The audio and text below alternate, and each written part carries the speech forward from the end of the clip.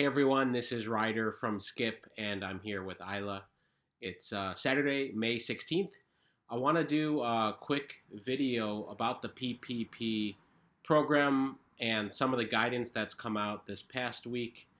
There's still a lot of questions as the PPP program evolves, so this video is going to be about that. Specifically, I'm going to talk about one restaurant that we helped and they were able to get $260,000 from available loan programs. So I'm going to go specifically over how they did that, and so you can use that as a lens for your small business if it's helpful. So I always think it's good to share examples. Again, thanks so much for all your support. It means so much to Isla and I, and please subscribe.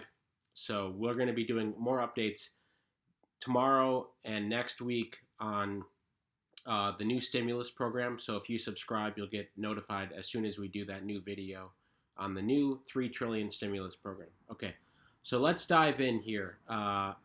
So I'm going to first use the example of this particular restaurant in the Bay Area that was able to secure $260,000.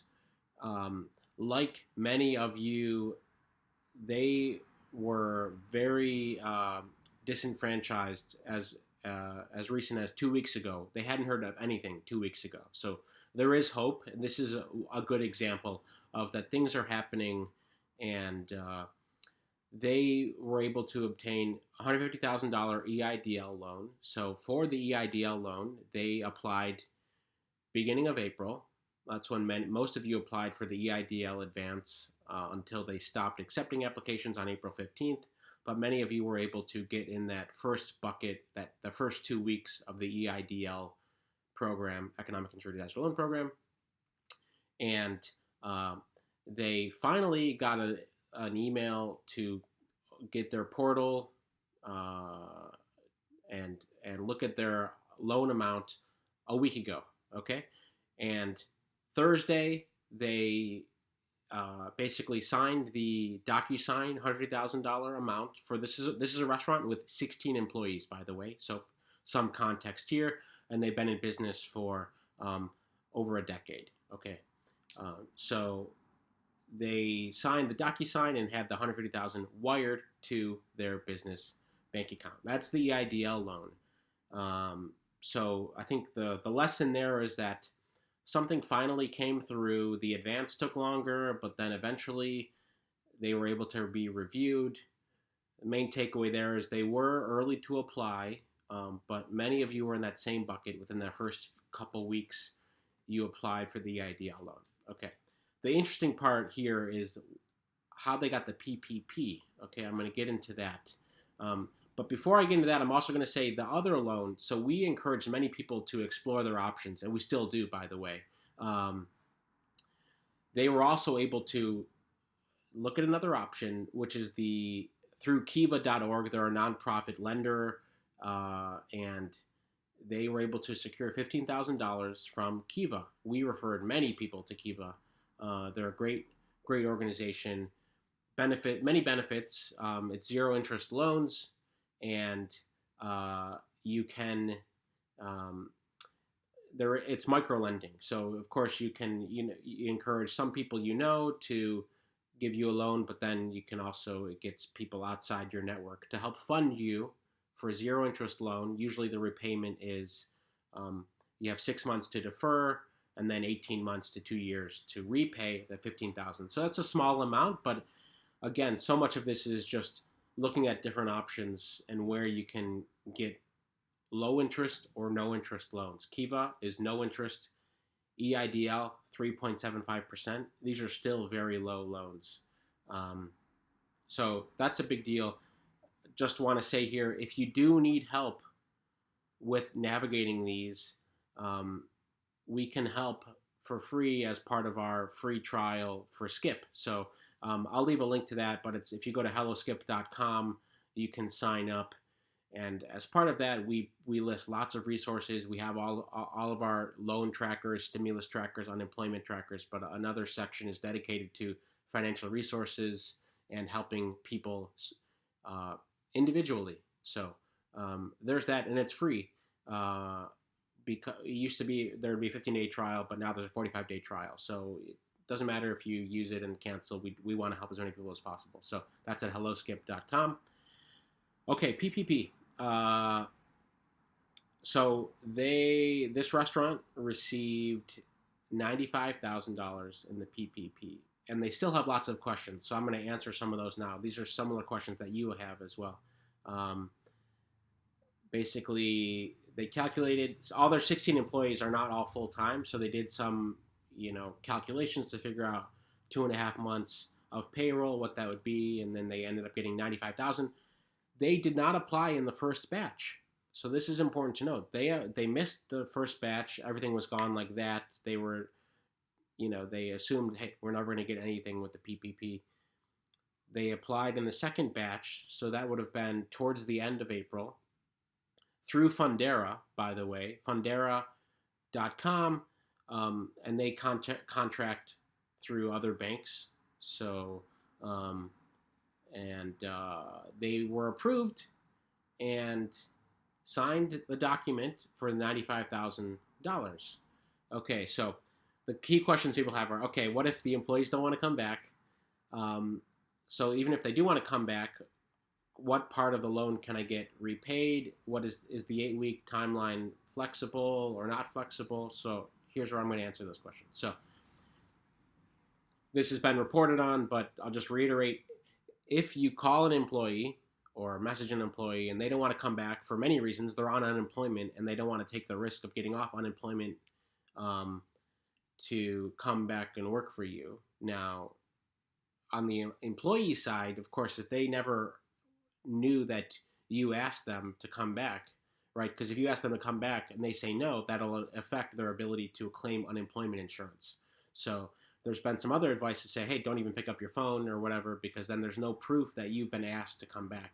I'm not condoning one way or another.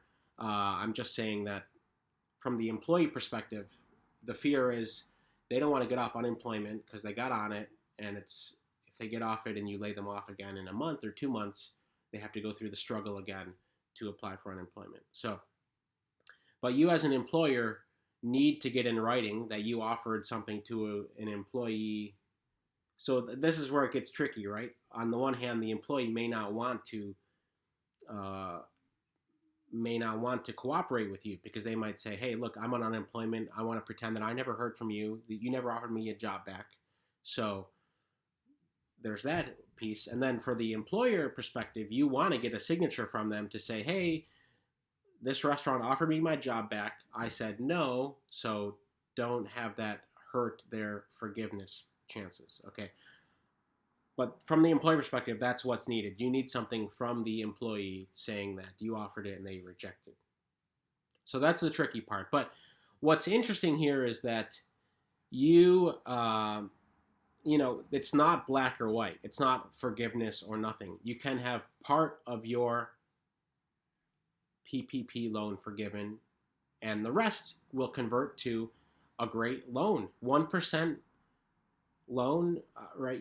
There are no private lenders that are doing that. That is, besides Kiva as a nonprofit with 0% loan, as far as I know, there are no other lending options that have 1% loan. So let's just say the PPP was just a loan at 1% repayment over 18 months. That's still incredible, right?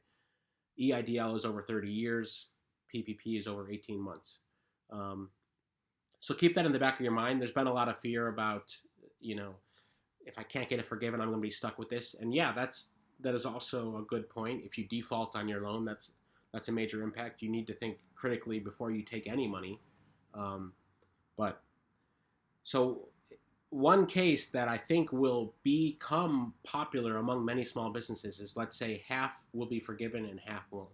So it's your call as a business owner to decide what you want to do. So let's say it's still slow. You might still be doing 10% or 15% of what you were doing pre-pandemic, and you only bring back 2 employees. And if you took $95,000, number one, that 8-week time period starts when the first payment is deposited in your bank account. So not when you signed it, and this is based on the SBA. it's based on when you've received the money. So that's when the 8 weeks start, where you're supposed to basically ramp up your employee count and use that money to repay your team. Okay. Now it might be that you used it for your payroll for yourself and for a few employees, and at the end of 8 weeks, including employee costs, you only spent 40,000 of the 95,000, right? And then maybe there was 2,000 in rent, and you can allocate up to 25% of the forgiven portion to rent. So in that case, if it was 40,000, 2,000, maybe the lender you went through would forgive 42,000, and the rest would convert to 1%. Again, this is our reading of it, but we're not CPAs. I'm going to put in the disclaimers in the description and all that. It's for informational purposes only. But this is our reading of the law, and based on what the CARES Act and what the Treasury's put out in terms of guidance and other information, where you could have half of the PPP or some percentage of the PPP forgiven, and the other will turn into a low interest loan. So that's still good news. I mean, at the end of the day, you're still trying to figure out what your new normal for your business is going to be, and that's the biggest question we all have. But I think one of the things I want to point out is that we have heard from some restaurants, we've helped as well, that they will bring people on part-time and pay them full-time just to try to get this forgiven.